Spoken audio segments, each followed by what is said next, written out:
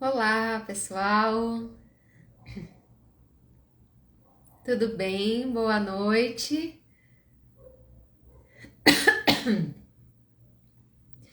Bem-vindos, todo mundo.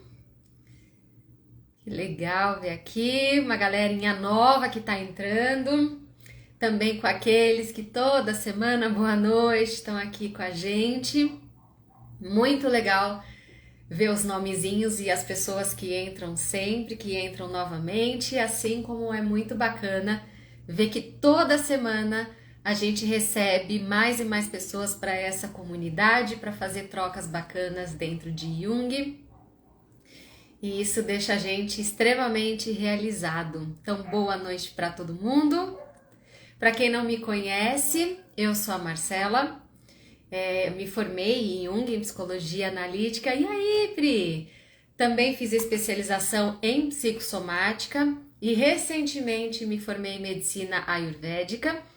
E por isso que eu já trago um pouquinho da visão da psicossomática aqui para o canal. Eu sei que é bem menos do que me pedem.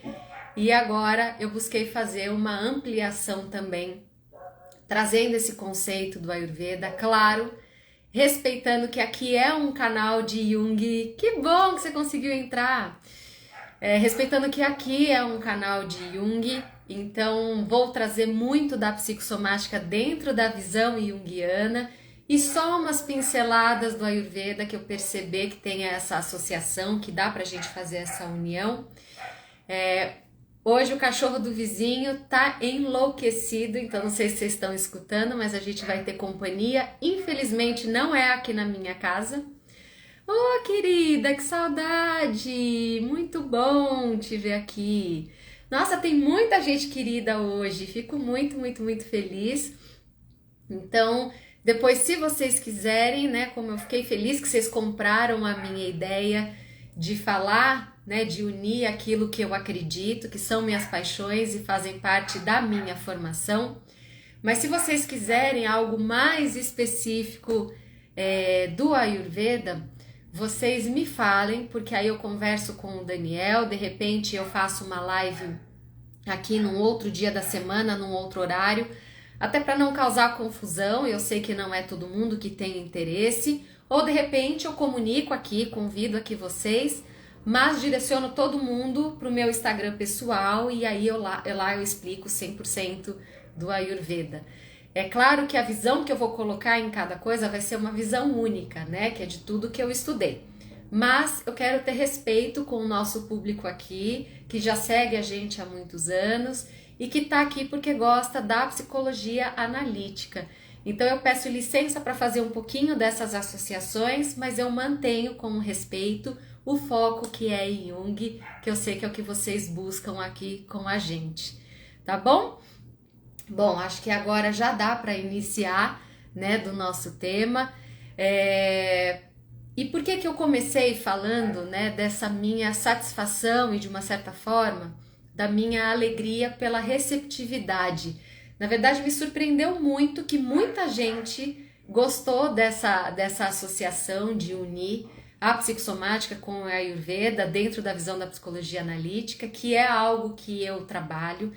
Por enquanto, hoje eu atendo de formas separadas no meu consultório. Eu brinco que eu dou pitacos e dicas ayurvédicas para quem aceita e para quem quer, dentro da minha clínica junguiana, mas faço atendimentos dentro do Ayurveda à parte e vou ver como é que isso se desenha ao longo do tempo dessa integração. Mas por que eu quero trazer aqui, por que eu acho que é relevante para a gente fazer essa integração dessas áreas?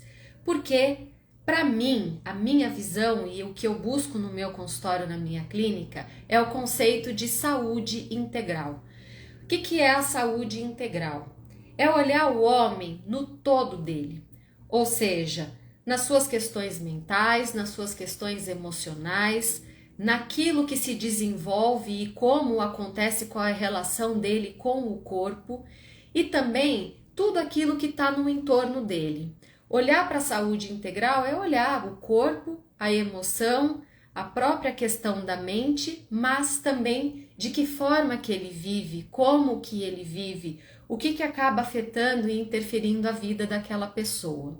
Quando a gente tem esse olhar de saúde integral, a gente começa a olhar para o paciente, para a nossa vida mesmo, considerando todos os aspectos que influenciam a nossa vida.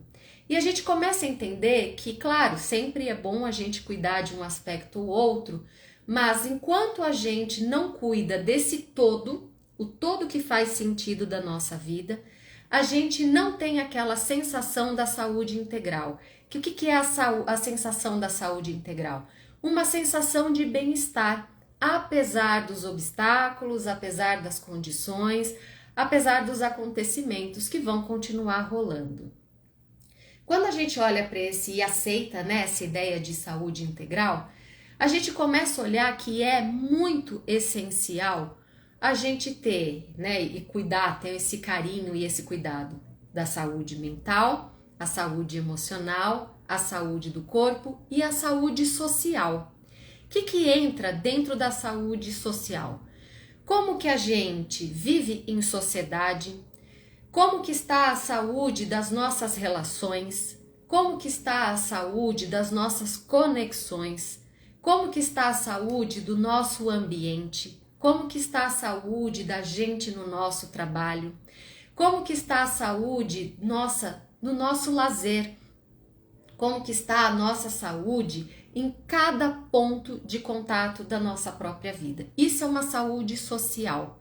Então, é olhar para o indivíduo, e se a gente percebe que o indivíduo está adoecendo, a gente vê naturalmente que o coletivo e a sociedade vai adoecer também. Por isso que olhar para a saúde integral não é só olhar corpo e mente, mas a gente tem que olhar corpo, mente, emoções e condições sociais, condições de relacionamento, ou seja, tudo que nos afeta e tudo que nos rodeia. Então, essa é a proposta das minhas lives, essa é a proposta do que eu quero trazer cada vez mais aqui. Por quê? Quando a gente fala, né, até comentei isso na live passada, que o Jung ele traz o olhar para os sintomas, o olhar para o adoecimento, para a questão da saúde, como multifatorial. Ou seja, se a gente é um sistema, né, se a gente se olha e se percebe como um sistema, e a gente tem uma das nossas áreas em desequilíbrio, você pode ter certeza que as outras áreas serão afetadas também. Sabe aquela história de que, como é que você tá? Tá tudo ótimo, tá tudo perfeito comigo, só meu financeiro que não tá legal. Isso é um ponto de atenção, porque o financeiro é só uma das manifestações da sua realidade. Então, da mesma forma que não adianta, claro, sempre é bom a gente cuidar do que é possível. Boa noite! Mas não adianta a gente cuidar do nosso corpo, né, fazendo atividade física, comendo direitinho, e a nossa saúde mental, as nossas emoções, elas estão debilitadas. A gente vai adoecer. Da mesma forma, o nosso financeiro faz parte da nossa saúde, né, porque é uma condição de estresse que a gente tem. Então, todos os pontos de contato, eles estão unidos dentro da gente, do nosso sistema. Então, a saúde integral é olhar que não importa qual é o momento da manifestação, se tem alguma área da nossa vida em desequilíbrio, isso pode ser um start para todos os sintomas, as somatizações, e isso pode levar ao adoecimento. Essa visão é muito importante a gente ter. É uma visão que difere um pouco daquela do oráculo dos sintomas, ou do que a gente vê por aí, que não é a visão junguiana, de que doença psicossomática é a doença da mente, né? Então, se a doença não se explica no corpo, ela é psicossomática, quase falando que ela é só emocional. Isso não é uma verdade. Toda doença é psicossomática, ou seja, tem a sua parte psíquica e tem a parte do soma do corpo. A gente separa, e aí quem tiver interesse, quem não acompanhou as lives antigas de psicossomática, dá uma pesquisada tanto no nosso IGTV como no YouTube, porque lá eu vou explicando que a psicossomática vê tudo como um sistema. A gente não separa corpo e mente. A gente acaba fazendo essa divisão com uma maneira didática, uma maneira para ficar mais fácil para a gente explicar e entender o funcionamento, mas não se separa na prática, a gente não é um ser fragmentado. Então, se tem uma condição que está adoecendo no corpo, você tem um processo psíquico, um processo emocional acontecendo também. Se você tem uma dor que é da alma, uma dor emocional, você também tem que ficar ligada, porque essa desordem pode se manifestar no corpo. Então, quando a gente vê quando esse pilar, né, está adoecido, a gente vê que todo o sistema pode entrar em adoecimento. No processo da psicossomática, o que a gente vê? Toda doença, ela é um complexo. Então, uma manifestação de complexo, ela vem trazendo aqui pra gente dados, só que a princípio, como a gente não tá ligado, ele parece um pouco aleatório. Então a gente chama que nas fases do adoecimento, a gente tem uma fase de disfunção. Então tem algo que saiu dos eixos, algo que aconteceu que não deveria acontecer, de repente um sintoma ou alguma coisa que é estranho, mas é extremamente pontual e a gente costuma não dar muita atenção. Então ela começa numa disfunção, aí depois ela se agrava e vai para uma alteração celular com lesões. E aí se a gente continua não olhando e achando que é só uma fase ou achando que vai passar, tentando dar um monte de justificativa, mas sem ir atrás, né, do que de fato está acontecendo, dessa alteração celular com lesão, ela vai para uma destruição celular. Quando acontece uma destruição celular, é a doença que a gente conhece, que normalmente é só nesse ponto que já está mais grave, que você já precisa de uma intervenção maior, que as pessoas vão atrás de ajuda médica. Mas todo esse processo de adoecimento, ela vem lá no início como uma disfunção. É como um complexo atuando, algo pontual, algo autônomo, algo que sai de uma ordem, que a gente não entende muito bem o que aconteceu e a gente deixa passar. É assim que se começa o processo de adoecimento. Vem como manifestação de complexo, vem ali com sinais, com indícios, a gente vai deixando para lá e eles vão se intensificando, aumentando a frequência, penetrando cada vez mais fundo a nível celular, até que acontece essa destruição e aí a doença que a gente conhece. A gente percebe, né, e a gente já vem observando nesses últimos anos, um aumento muito expressivo de sintomas. A gente consegue perceber isso na nossa casa, a gente consegue perceber isso na nossa vida e quem atende em consultório consegue aqui dizer quanto está acontecendo, né? Assim, são sintomas que as pessoas relatam com estranhamento, falando eu nunca fui assim, eu nunca reagi dessa forma, eu nunca sofri disso, eu nunca me vi nessa condição, mas os sintomas estão cada vez mais pipocando na nossa realidade. Na real, o que está acontecendo? A gente está somatizando as nossas emoções, a gente não está sabendo elaborar as nossas emoções diante desses acontecimentos, diante desse turbilhão de coisas que a gente vem vivendo. Então isso está levando o nosso corpo a um estresse, a um funcionamento de desequilíbrio muito grande. Nesse desequilíbrio muito grande que está fazendo a gente adoecer tanto de corpo, quanto de alma, quanto mental, é o que a gente vem dando conta no consultório ou sofrendo imensamente na nossa vida particular, que é esse olhar junguiano que a gente precisa ter aqui. Se a gente quer entender as dores humanas, o sofrimento humano, isso é algo que o Jung ia muito atrás. Se a gente quer olhar para essa questão, a gente não pode mais ignorar para o olhar psicossomático, ou seja, para o adoecimento nosso diante das relações.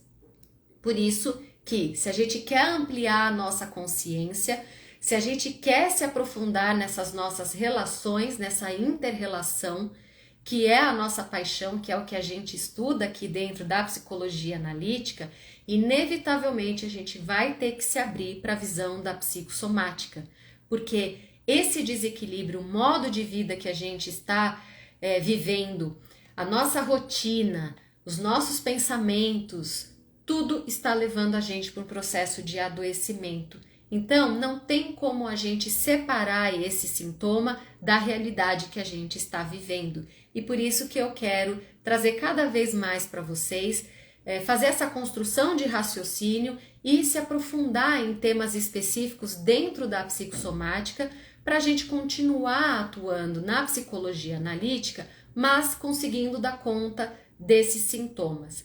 Assim como a gente fez com o canal anos atrás, que era trazer uma ideia mais generalizada do que era a psicologia analítica, trabalhar os conceitos mais gerais até a gente conseguir ir de uma forma mais detalhada, tanto para a nossa clínica, aquilo que a gente via no consultório ou temas específicos, é o mesmo raciocínio que eu quero trabalhar com vocês aqui nas minhas lives.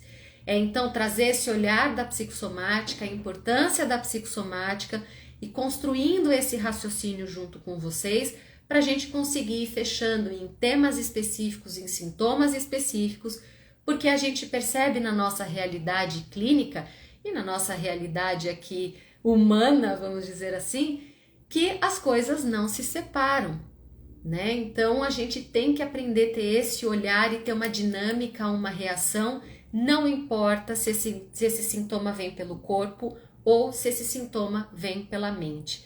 Combinado? Esse é o meu compromisso com vocês, de ir aos pouquinhos se aprofundando e fazendo recortes cada vez mais específicos dentro da psicossomática.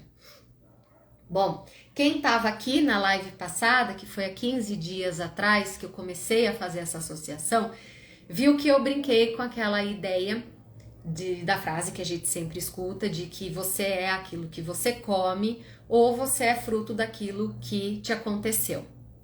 E aí eu fiz uma brincadeira com isso, porque de fato somos afetados pelo que comemos, somos afetados pelo que nos aconteceu, mas que nós não podemos nos sentir reféns ou a gente não precisa se sentir apenas resultado de algo específico que acontece na nossa vida. Nessa visão da psicossomática, e aí eu fiz a associação do Ayurveda, porque também é uma visão do Ayurveda, não é aquilo que te acontece que vai te adoecer, não é aquilo que você comeu que vai te engordar, que vai te adoecer ou que vai te desequilibrar. São as sucessivas escolhas que a gente faz consciente ou inconscientemente ao longo da nossa vida. É como cada trauma, cada complexo, cada assunto que nos aconteceu na nossa vida, da nossa história, como isso reverbera ao longo do nosso tempo, como isso impacta as nossas relações, como isso acaba bloqueando os nossos sonhos, as nossas metas. Então, é uma continuidade. Tudo que a gente faz sucessivamente, esse resultado sim vai determinar o equilíbrio ou o desequilíbrio do nosso corpo e da nossa saúde. Nunca é algo pontual. Aí você vai falar, tudo bem, a alimentação eu consigo entender, mas um trauma, você tá ficando doida. Claro que um trauma vai me bloquear, vai bloquear tudo, ele vai se transformar num complexo muito grande e vai travar a minha vida, e é isso que a gente percebe, e é essa que é a minha dor. Não é só dessa forma, e eu vou explicar o porquê que não é só assim. Por mais que a gente passe por um evento extremamente significativo, extremamente traumático, né, um evento que realmente nos paralisa, que nos causa danos e marcas profundas, a gente percebe ao longo da nossa história que é mais importante a gente olhar para como tudo isso reverbera do que de fato o assunto em si.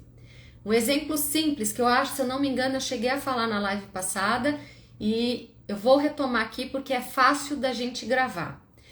É muito comum quando a gente pega numa família, irmãos que são filhos do mesmo pai, da mesma mãe, criados da mesma forma, dentro da mesma condição de vida, dentro da mesma situação financeira, porque a gente percebe, né, tem casos que falam, o irmão mais velho fala, quando eu nasci, a nossa família ainda passava aperto, quando meu irmão mais novo veio, a gente já estava ganhando mais dinheiro, a gente já tinha mudado de casa, a gente percebe isso nas histórias, mas eu tô falando daquela família que de uma certa forma, todos os filhos foram criados da mesma forma, dentro da mesma condição, dentro ali do mesmo cenário, um cenário parecido, E aí, quando algo acontece que tem um grande valor ou é algo que marca muito aquela família, ou se você tem um pai ou uma mãe que tem um comportamento muito característico e é um comportamento que acaba marcando também aquela pessoa, é muito comum você perceber na voz de cada filho ou de cada integrante daquele núcleo, cada um falando sobre o mesmo fato, com uma dor diferente, sentindo a história de uma maneira diferente, uns trazendo um maior sofrimento diante daquele caso, daquela situação, outros relatando algo como se fosse, isso aqui foi pontual, mas nem me marcou muito, ou buscando já uma justificativa. Cada um dentro daquele núcleo familiar vai experimentar aquela vivência, aquele fato, aquele trauma ou aquele comportamento de uma maneira muito única. Isso nos dá indício para entender que não é só o que acontece que pode travar a nossa vida ou pode gerar um adoecimento, mas como que a gente compreendeu aquilo que aconteceu com a gente, como que a gente reagiu diante daquilo que aconteceu e como a gente foi trabalhando ou não, né, que é o reverberar, como que aquela história reverberou dentro da nossa história de vida até a gente crescer, até a gente seguir o nosso próprio rumo. Isso é mais determinante num equilíbrio ou desequilíbrio de saúde do que o próprio fato em si. E isso não é que uma pessoa é mais resolvida que a outra, ou uma é mais fraco que o outro, um sofre mais. Não, porque naquele momento, aquele assunto caiu de uma certa forma única e a diferença está em como cada um trabalhou isso dentro de si. Tem gente que pega um trauma muito grande e coloca como uma meta vencer, né? Fazer diferente, não se deixar levar por aquilo. E tem gente que pega aquilo que aconteceu e fica tão preso no sentimento que a vida realmente trava, não porque é uma escolha travar, mas porque de fato é como se ela se sentisse amarrada e sem condições de lidar com aquilo que aconteceu. Esse pensamento nos leva a entender que o que nos aconteceu, assim como a gente come, influencia sim, tem um impacto, mas como a gente traduz aquilo, como a gente transforma, como a gente observa, como aquilo é processado dentro da gente, vai gerar equilíbrio ou desequilíbrio, tanto corporal quanto psíquico. Deixa eu só voltar aqui, gente, porque senão eu me perco rapidinho. Já voltou. Até porque no processo terapêutico olhamos para a causa da doença e não para ela propriamente dita. Entramos nos praquês e não nos porquês. Exatamente, João, é exatamente assim.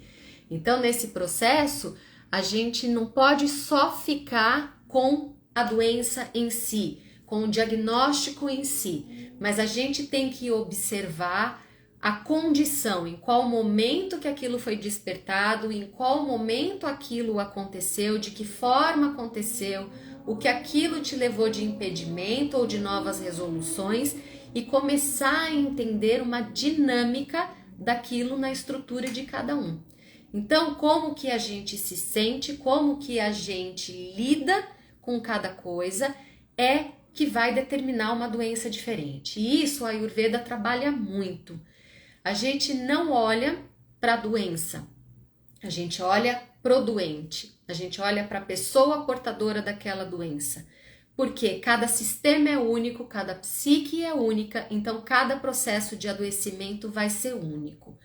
Claro que tem condições, tem características específicas de cada doença, sim, que a gente deve olhar e deve trazer para o consultório. Mas o processo de adoecimento e até onde aquilo pode ir tem que ser olhado de maneira individual. Então, para o Ayurveda, é mais fácil da gente entender isso pelas constituições, pelos doshas, que tem uma enxaqueca. Mas que tipo é essa enxaqueca? Como que é essa enxaqueca para você? O que te dá uma sensação de alívio? Botar uma bolsa de água quente? Aí tem gente que fala, não, eu ia explodir. É uma enxaqueca pita. Tem gente que se fala, mas e se colocar uma bolsa de água fria, melhora? Pelo amor de Deus, me dá mais dor de cabeça ainda. Então é uma enxaqueca vata. E aí você tem mecanismos de cuidar dessa enxaqueca específico para aquele tipo de dor, para enxaqueca daquele perfil daquela pessoa. O Ayurveda é um pouquinho mais fácil da gente entender essas diferenças dentro do mesmo diagnóstico, mas a gente consegue sim fazer isso no consultório na visão da psicossomática. Então, como que é para cada pessoa receber aquela restrição? É o exemplo que eu sempre dou das minhas duas pacientes, que as duas tiveram tendinite na mesma semana, e aquela tendinite de travar tudo, só que uma trabalhava no computador, então ela conseguia digitar com a outra mão, e a minha outra paciente era artesã, ela fazia cerâmica. E pela primeira vez ela estava numa transição de carreira e ela tinha fechado uma entrega grande, e ela foi ter uma tendinite uma semana antes do prazo de fazer a entrega. Eu não posso olhar para essa tendinite da mesma forma para as duas. Claro que se você olhar a inflamação, essa inflamação pode ter o mesmo comportamento. Agora, a tendinite, o que resulta, o que implica no trabalho de cada uma, é um universo totalmente diferente olhar para que mexia no computador e olhar para aquela que ia fazer a primeira entrega da nova profissão dela, que inclusive estava sendo muito mal vista pela família, porque ela trabalhava numa empresa familiar. Ia ser o primeiro dinheiro dela extra família e ela quase que não consegue entregar esse trabalho dela, porque isso aqui travou de uma maneira que ela não conseguia moldar, ela não conseguia mexer. Tá? Então esse é o olhar da psicossomática, vocês pegaram aí direitinho, é isso mesmo, tá? Isso, Dani, como aquilo significou para nós, o que pode ou não causar algo. Exatamente é isso. E o sentimento que desperta. Isso, são essas as visões. Um luto é um exemplo claro dessa ideia de estagnação. Quem fica pode estagnar por um tempo. Porque o luto, ele vai te mostrar a ausência, né? O luto, acho que foi até uma outra live que eu fiz aqui. Só que ela tem um tempo de transformação.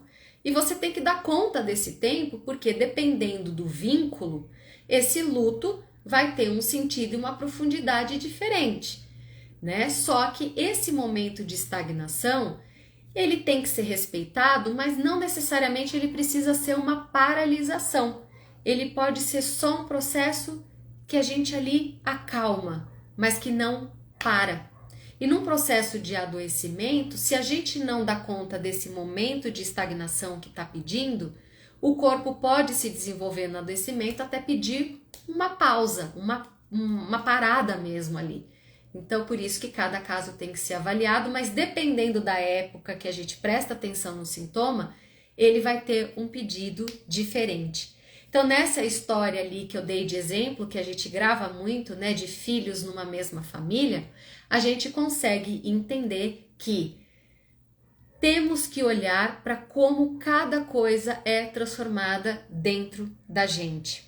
E isso é o que vai garantir equilíbrio e desequilíbrio. Se isso ficar gravado como um mantra, eu já estou feliz aqui na nossa live. Eu vou me aprofundar, a gente vai caminhar, mas se vocês só gravarem isso aqui dessa live, eu já vou ficar extremamente satisfeita, tá? Porque isso tira a gente do estado de ficar refém daquilo que nos acontece.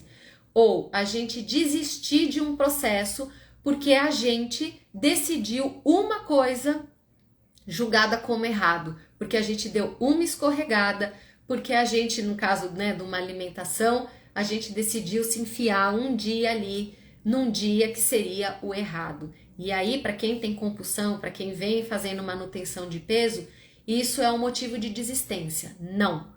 É melhor a gente olhar o todo e tolerar os deslizes do que olhar o deslize e ficar se punindo, achando que nós seremos o resultado desse deslize, certo? Então, com essa ideia, Pri, tô amando que você tá aqui. Isso eu tô muito, muito, muito feliz. A falta de apoio da família é muito difícil. E por isso que, às vezes, né, esse apoio, ele é encontrado no próprio processo terapêutico porque ele não vem de fora logo de primeira. Então a gente precisa dar recursos e estruturas para a própria pessoa se apoiar nesse processo, até que ela esteja bem o suficiente de enfrentar os contextos e aí ser respeitada nesse contexto. Tudo é um processo, as coisas não acontecem assim, mas quando não se tem apoio de fora, a gente precisa encontrar esse apoio interno e apoio nessa rede de apoio, de amigos, de pessoas que pensam da mesma forma, mas a gente tem que buscar um apoio e não ficar só refém de apoio da família. O Jung já trazia esse aspecto que a cura acontece quando a gente suporta a dor, algo do tipo. Porque ele fala, inclusive, né, que até dizem que é um problema de tradução. Como eu não leio do alemão, eu fico com o que fala, né? Que na tradução tem a questão de integrar a sombra.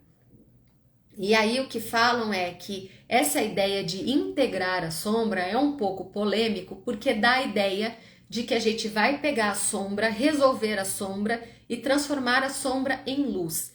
E o que Jung coloca, e isso tem na própria tradução em português, em outros volumes, ao longo da obra dele, né? Porque o Jung, ele vai colocando o raciocínio dele, né? Ele vai contando pra gente as descobertas dele. Então, muito das coisas não estão só em um livro.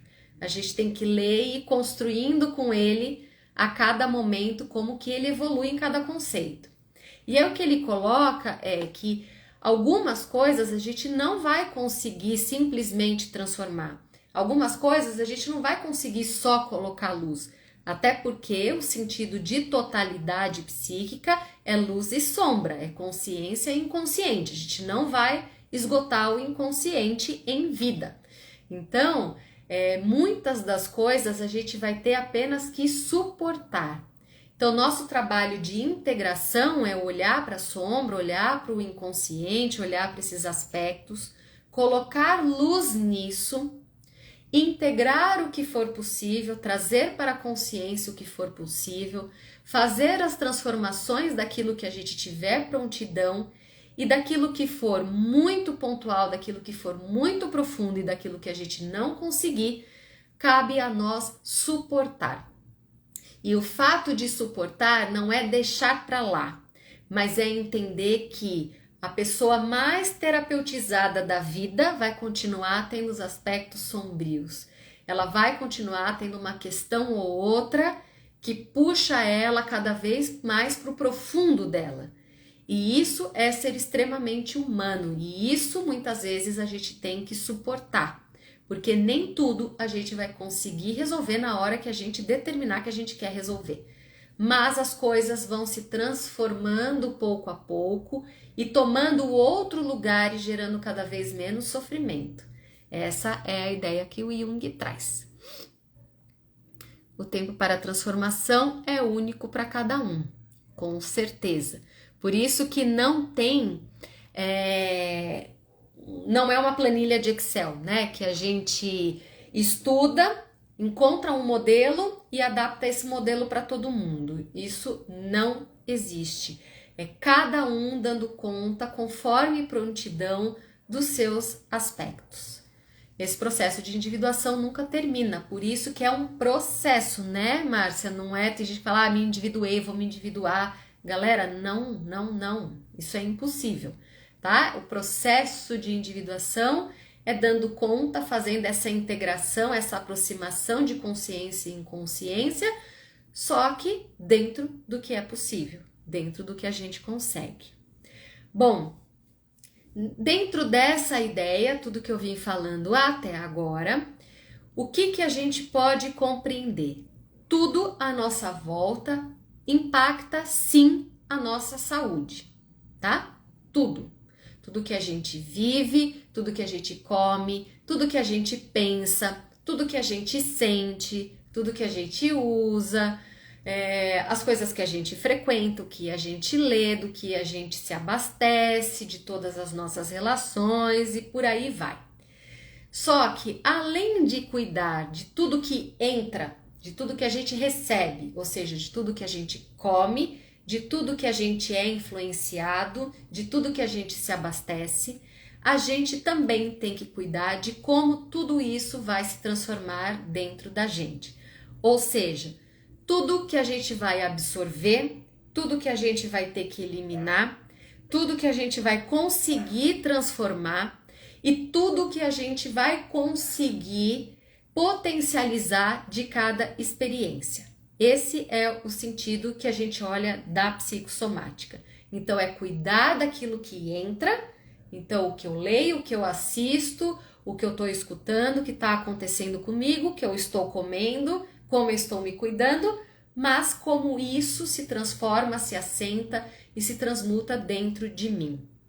Agora, quando a gente olha, né, para o Ayurveda, trazendo aqui só um recorte, o que o Ayurveda fala até como saúde? Não é só aquilo, né, primeiro, que não é só ausência de doença, mas eu não tenho que cuidar só daquilo que eu vou comer, mas também da minha digestão, ou seja, como o meu corpo vai atuar, essa inteligência natural do corpo, diante do alimento, diante da rotina, diante do meu pensamento, diante dos acontecimentos.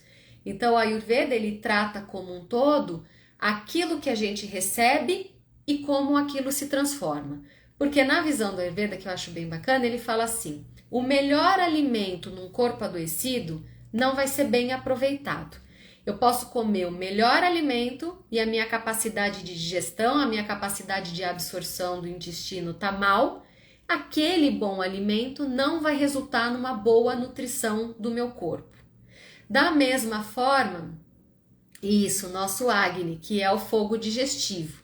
Então, se eu tenho um bom metabolismo, um bom fogo digestivo, uma boa capacidade de transformar aquilo que me acontece, eu posso até comer um alimento mais ou menos e aquilo não vai me adoecer, porque eu vou conseguir fazer a quebra certinha, vou conseguir pegar apenas aquilo que é bom e vou eliminar aquilo que não serve. Então, eu cuido não só do que eu como, mas como o meu corpo consegue metabolizar e principalmente a minha eliminação. Se alguma parte nesse processo ele fica frágil, ele fica fraco, que a gente fala com Agni baixo, ou seja, um fogo digestivo baixo, ou uma capacidade de metabolizar um acontecimento que aconteceu com, sei lá, algo que aconteceu comigo no trabalho. Se aquilo não desceu direito, se aquilo não está muito bom para mim e eu não consigo digerir aquilo que aconteceu, aquilo vai se transformar em ama. O que é ama? Biotoxina. Então, a toxina não é só aquilo que vem, sei lá, de um alimento ou que vem de fora. Tudo no nosso corpo que não é bem aproveitado e por não ser bem aproveitado, ele fica estagnado, não é eliminado, ele vai se tornar destrutivo para o nosso corpo, ele vai se tornar uma biotoxina. Toxinas no nosso corpo, um corpo cheio de toxina, ele vai ficar cada vez mais fraco, com o Agni cada vez mais fraco, o meu metabolismo vai ficar mais lento, então eu fico com aquela sensação de embotamento, e aí todos os canais, os esrotas, os tecidos, eles vão ficando bloqueados e isso vai me debilitando, porque aí por mais que eu coma um alimento bacana, eu não vou ter a capacidade de digestão legal e aí eu vou produzindo mais ama, tá? Esse raciocínio que parece ser muito só do trato gastrointestinal, como eu disse na live passada, ele também serve para emoções. Por isso que eu estou tomando a liberdade de fazer associação com a psicossomática e Jung, tá? Quero deixar isso bem claro. Porque o Ayurveda também fala isso. Se aconteceu algo comigo profissional, aquilo não desceu bem. Eu fiquei extremamente chocado, estou angustiada, me senti até um pouco enjoada. E aí, não lido bem com isso, não consegui entender por que aquilo pegou tanto, por que aquilo me fechou a cara, por que eu fiquei com tanta raiva, ou porque aquilo me deixou muito triste. Aí no dia seguinte, eu tô de novo com a mesma pessoa e escuto algo similar. Aquilo já não me fez bem. Aí eu tenho que lidar com aquilo de novo, aquilo vai subindo aqui. Eu vou adoecer da mesma forma.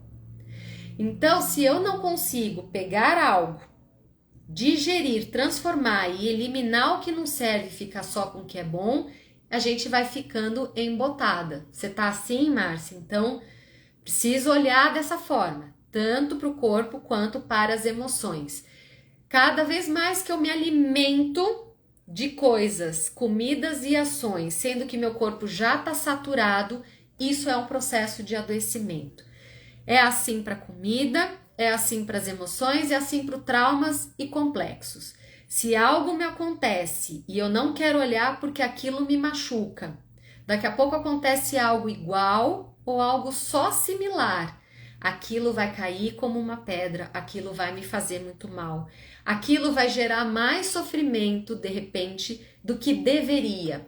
E aqui eu não estou julgando, mas é muito fácil a gente perceber que a gente fala, nossa, me aconteceu aquilo lá e eu não sofri tanto quanto isso aqui que me aconteceu ontem, que não era nem para eu ter ligado, mas eu fiquei fora de mim.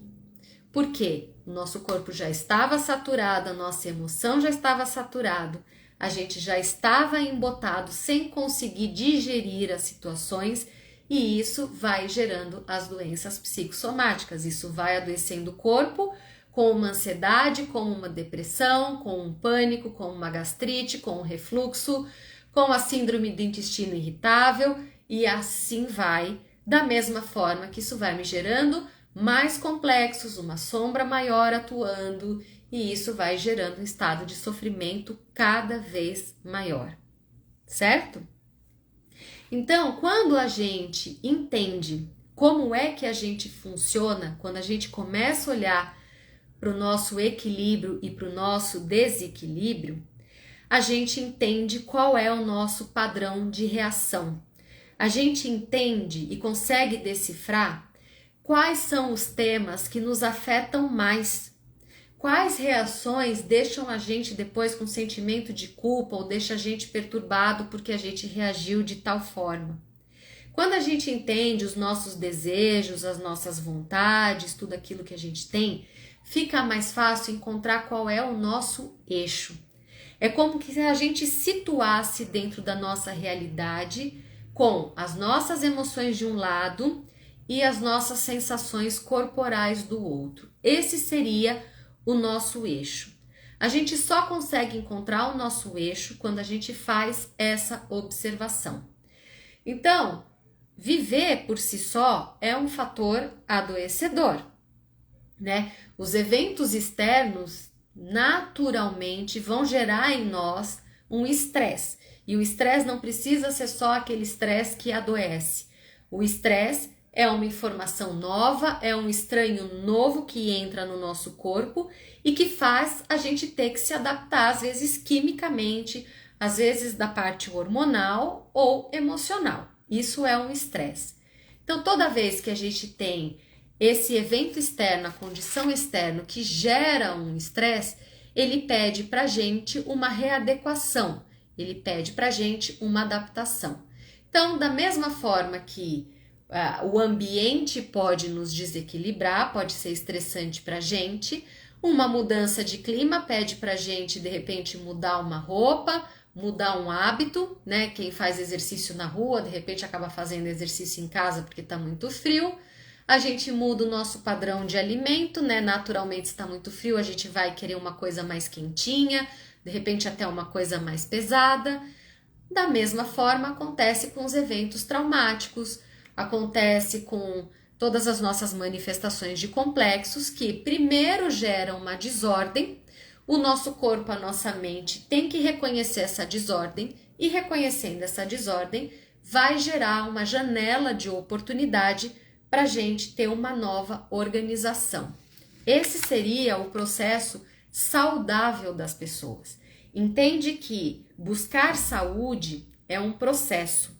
Buscar saúde é conseguir se adaptar e conseguir voltar para esse eixo de uma maneira mais rápida e com menos sofrimento, né? Uma resposta cada vez mais imediata diante desses fatos estressantes e desorganizadores. Então, buscar saúde não é a gente achar uma fórmula que faz bem e ficar preso a ela, porque isso adoece.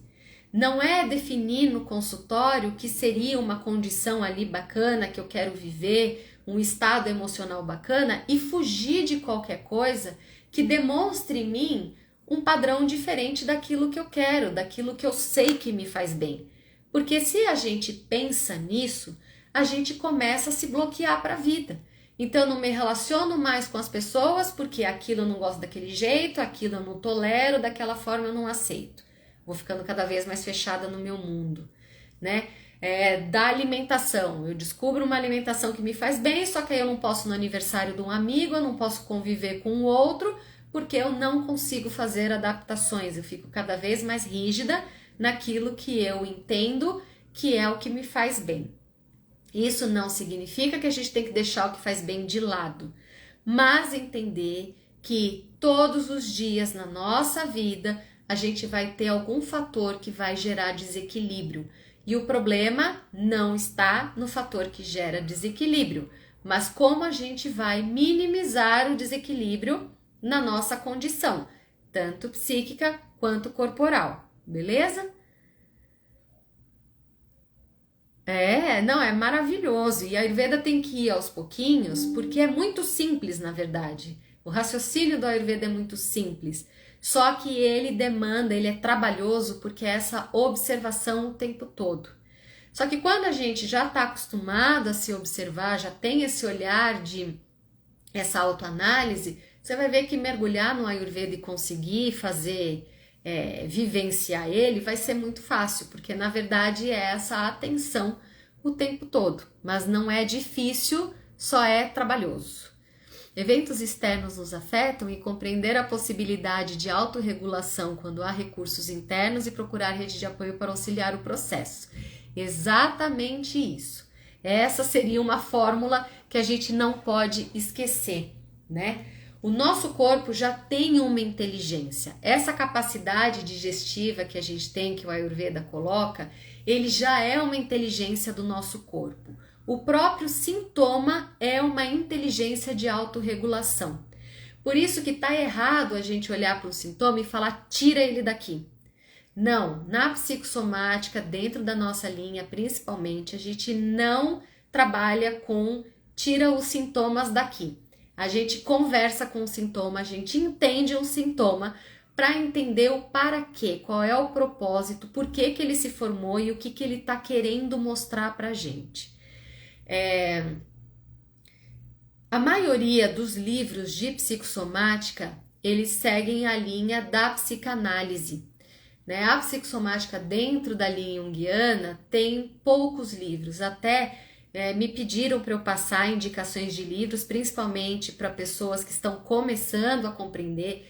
Eu vou atrás dessas recomendações e eu deixo no nosso feed. Eu não consegui fazer isso aqui para a live de agora, porque de fato o que a gente vê é muito numa linha da psicanálise, né? Que é olhar esse sentido simbólico ali da doença específica. Mas dentro aqui da nossa área, a gente vai ver sempre em relação. O Jung, ele coloca tudo sempre em relação a algo. Para as doenças e para o processo de adoecimento, é o mesmo raciocínio, tá? Só para amarrar, porque senão eu acabo me esquecendo disso, tá? Então, é sempre o que aquele sintoma nos pede, o que aquele sintoma nos aflora, o que aquele sintoma está pedindo para a gente naquele momento. E entender que os sintomas, eles estão dando sinais de que algo estava desequilibrado. Então, não é para a gente pegar o sintoma no colo, se apaixonar por ele e querer ficar com ele para sempre. Não, a gente resolve sim os sintomas. Só que antes de eliminar, a gente tem que compreender que desordem ele está contando pra gente, né? Que desordem ele está ali escancarando pra gente. Depois que a gente entende isso, a gente dá conta do sintoma. Agora, só tirar da frente é pedir para vir um outro sintoma na sequência, porque a nossa psique, o nosso inconsciente, ele é queridíssimo e ele vai achar um meio da gente parar e prestar atenção no que eles querem dizer.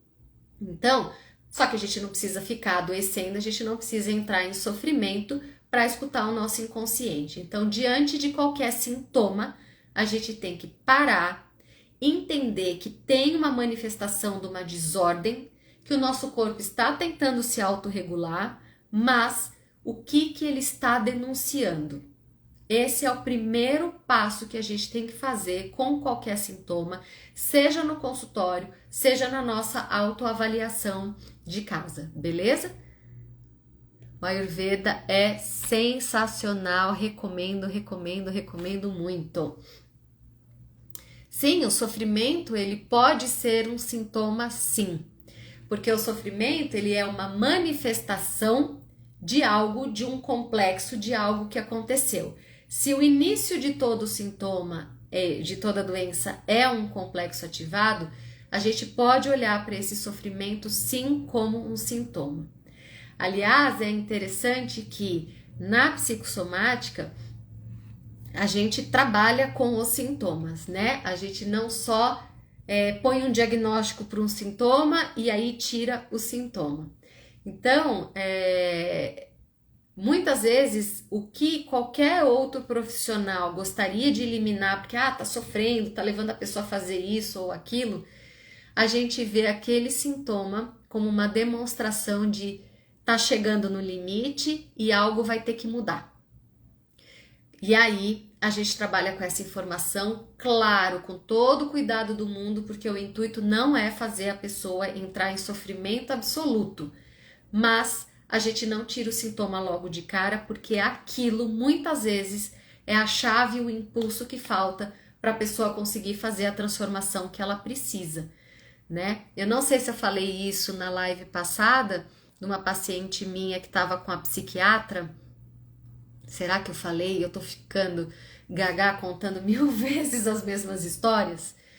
Bom, alguém avisa aí no meio do caminho. Mas era interessante porque eu tô fazendo um trabalho em conjunto com a psiquiatra, e essa minha paciente já tá comigo há uns bons anos, e a psiquiatra deu conta da depressão dela, tá excelente o trabalho, mas aí a psiquiatra me manda uma mensagem falando: olha, eu gostaria de conversar com você, porque eu tô percebendo um olhar aí, uma característica obsessiva, e eu não tô gostando muito disso, eu acho que preciso olhar. E eu vi a minha paciente trazendo isso: eu estou obsessiva,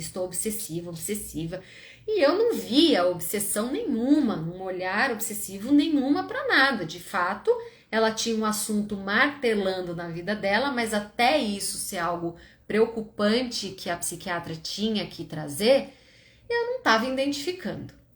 E aí eu respondi para a psiquiatra, né, falando que, claro, a gente podia conversar, mas eu falei: olha, tem um dado na história dela que para mim faz todo o sentido do mundo ela reagir dessa forma, como você está traduzindo como uma obsessão. E a gente pode conversar e você vai entender que faz todo sentido.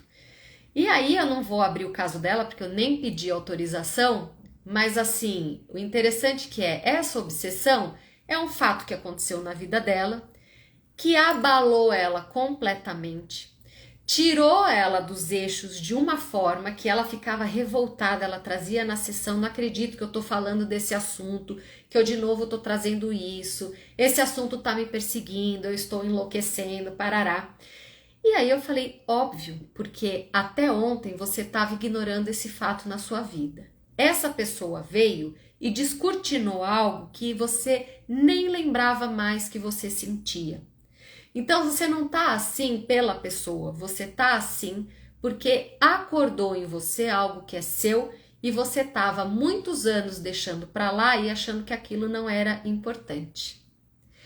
E aí, como a psiquiatra estava conversando com ela, tratando outras coisas, e provavelmente ela deve ter levado esse desconforto também para a psiquiatra achou que ela estava obcecada naquilo.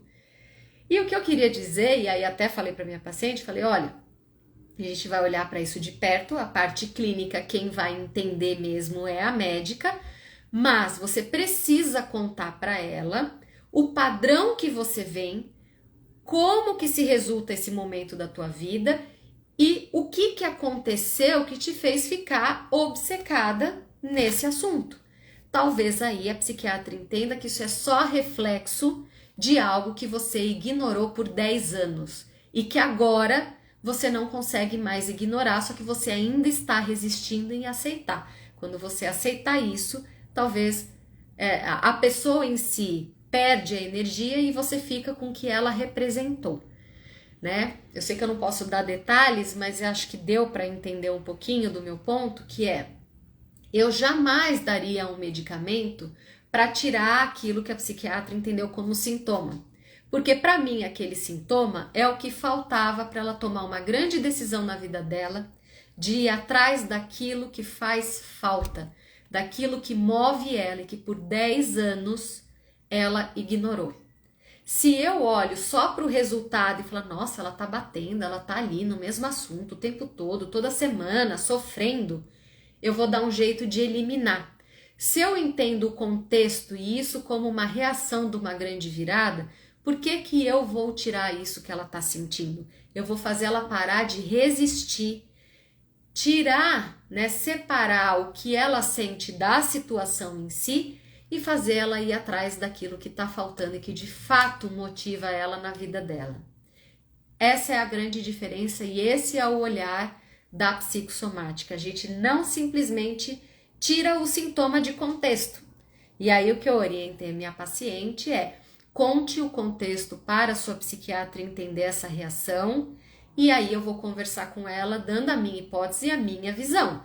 Se ela mesmo assim achar que tem que medicar, ela é a psiquiatra, a gente conversa e segue pela linha dela. Eu não estou vendo problema nenhum nisso, só estou vendo uma reação muito lógica por sinal. Mas você precisa dar esse contexto para ela, senão ela não vai saber. Ela vai ficar só com o resultado. E o resultado parece ruim. Dentro de 4 anos de análise, para mim isso é a melhor coisa que poderia ter acontecido. Então, essa é a visão da psicossomática quando você olha para algo que acontece como um sintoma, mas um sintoma dentro de um contexto. Isso fica claro para vocês?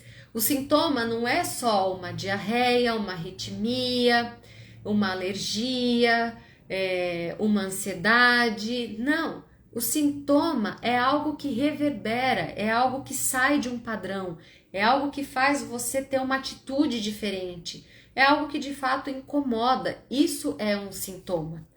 Então, a gente não olha só para algo que parece denunciar uma doença. Não, a gente olha antes, a gente olha um movimento, a gente olha uma condição, a gente olha um comportamento, um hábito. Isso já é sintoma, galera. E se a gente olha a partir deste momento, a gente evita que isso se aprofunde cada vez mais até de fato se transformar numa doença que a gente conhece como doença em si, tá? Dessa forma, o processo terapêutico, gente, não vai impedir que a pessoa passe por conflitos.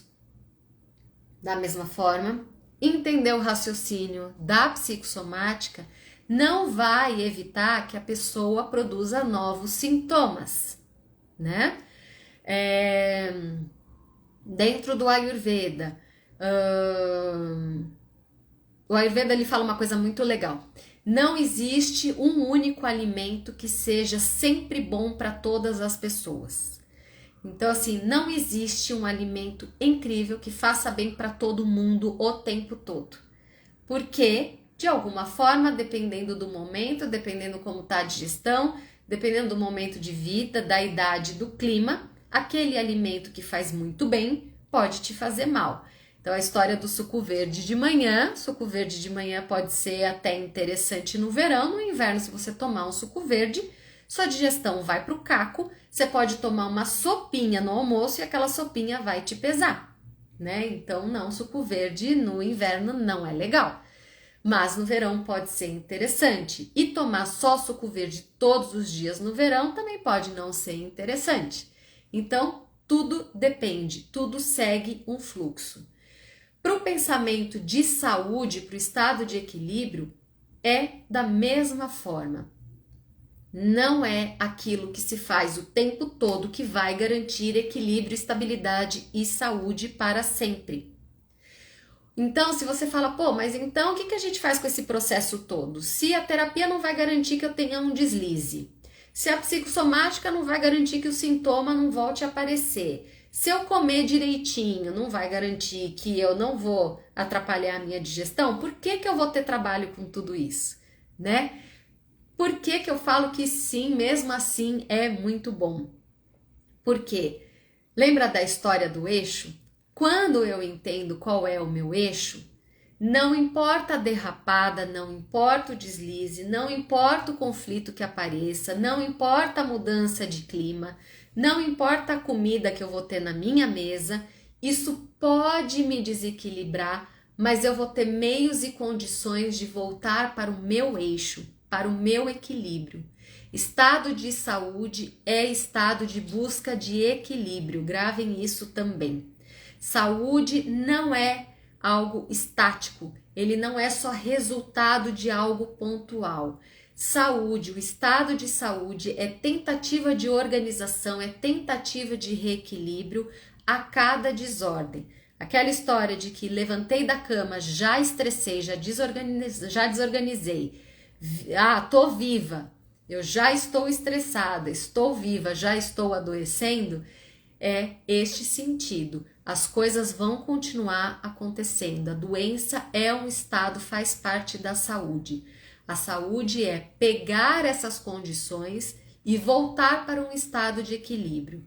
Portanto, buscar saúde e esse olhar da psicossomática não é resultado de algo, mas é constante, um processo constante de readaptação.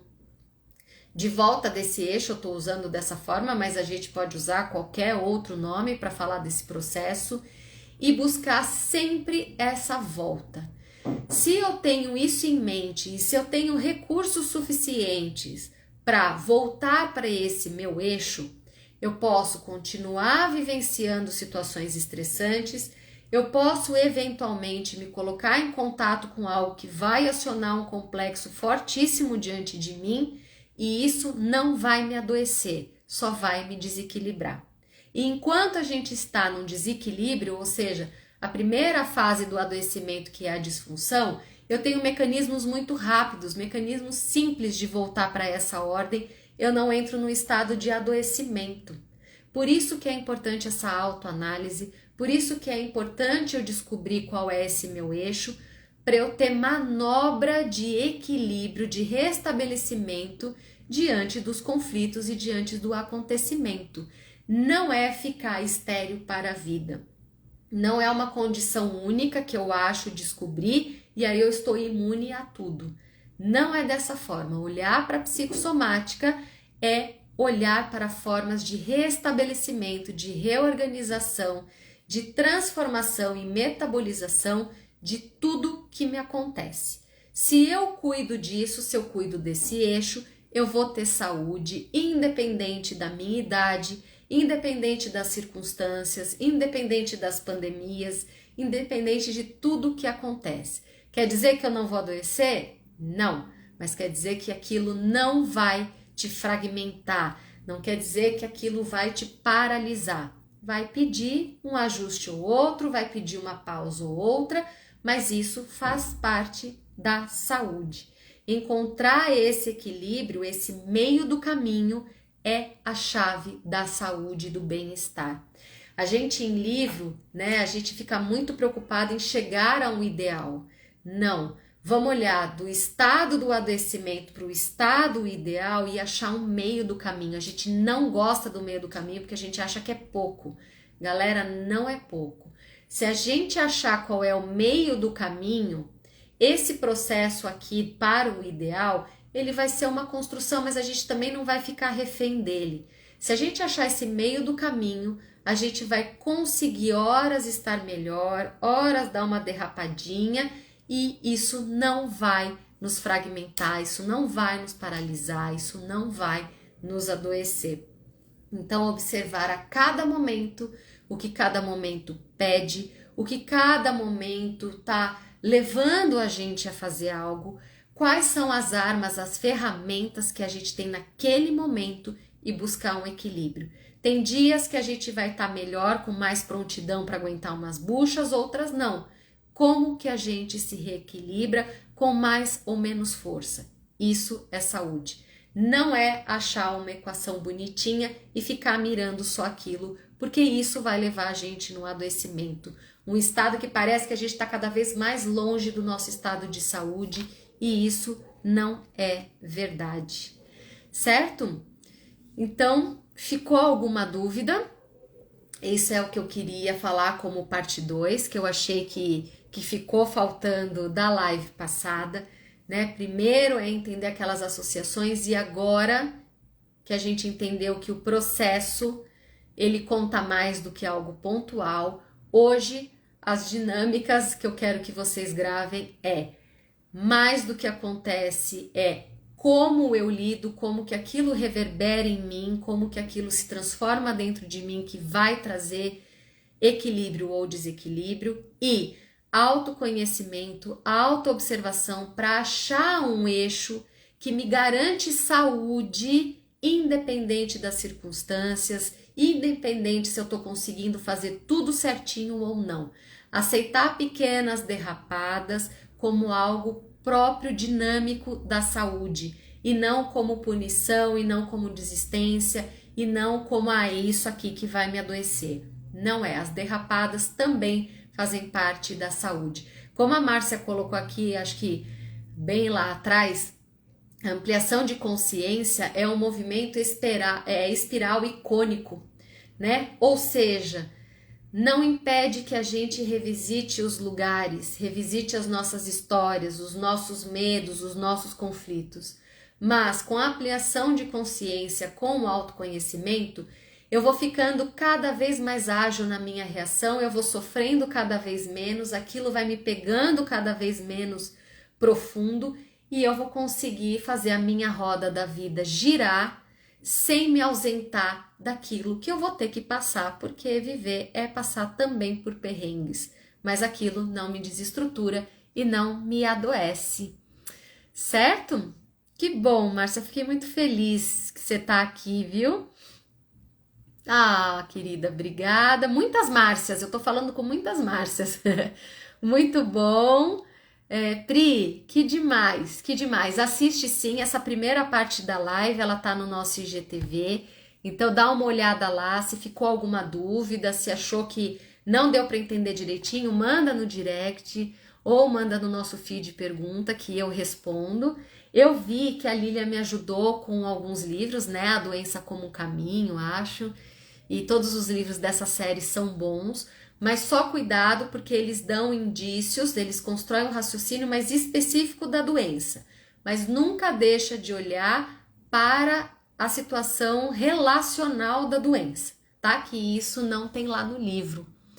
Belezinha? Ser integral, isso. E essa é a saúde integral que eu acredito e que eu quero passar para vocês. Eu acredito que vocês estão aqui, vocês também compactuam com isso. É cuidar da saúde do corpo, da mente, mas também a nossa saúde social, tá? Não adianta a gente falar dos dramas, né? O drama humano, o drama da nossa sociedade e achar que isso não vai impactar na nossa saúde, porque vai impactar sim. Aproveito aqui para deixar também que semana que vem o Daniel vai fazer a live com um amigo nosso, com o Leonardo Torres, que ele é o autor do livro Contágio Psíquico, a loucura das massas, peraí que eu fiz uma colinha, a loucura das massas e suas reverberações na mídia.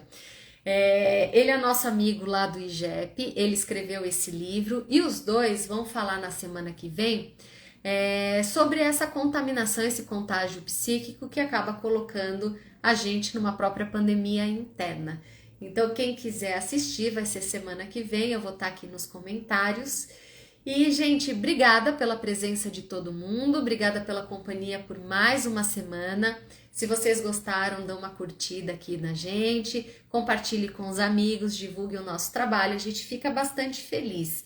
E quem quiser saber mais do Ayurveda, manda pra gente no direct, que aí eu posso fazer uma live à parte. Claro, como vocês já perceberam, eu vou falar do Ayurveda dentro da minha visão junguiana, dentro da visão integral, da psicossomática, mas como não é todo mundo que gosta, eu tô pensando em fazer no meu perfil pessoal.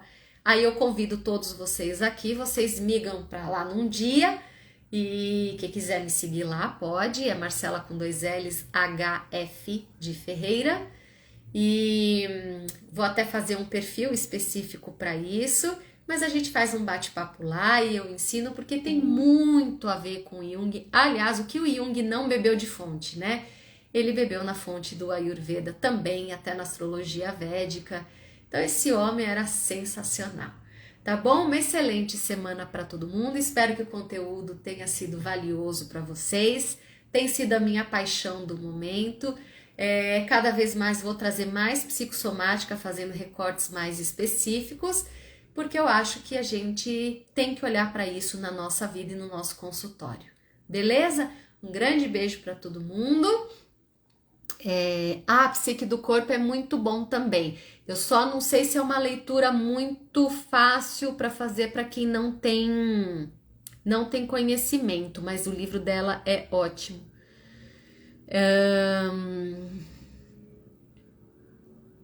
O Léo arrasa, o Léo é um querido, nosso amigão. Então, semana que vem é ele que vai falar aqui, tá? Gente, se eu perdi alguma coisa, desculpa. Gente, obrigada pelo carinho, vocês são incríveis. Eu acho que a gente é quem tem as pessoas mais bacanas aqui acompanhando na live. As nossas lives são especiais porque vocês são especiais, tá bom? Então, um beijo para todo mundo, boa semana e até semana que vem. Eu quietinha aí do outro lado e o Daniel e o nosso amigo Léo aqui na frente da câmera, tá bom? Grande beijo e até a próxima, galera. Tchau!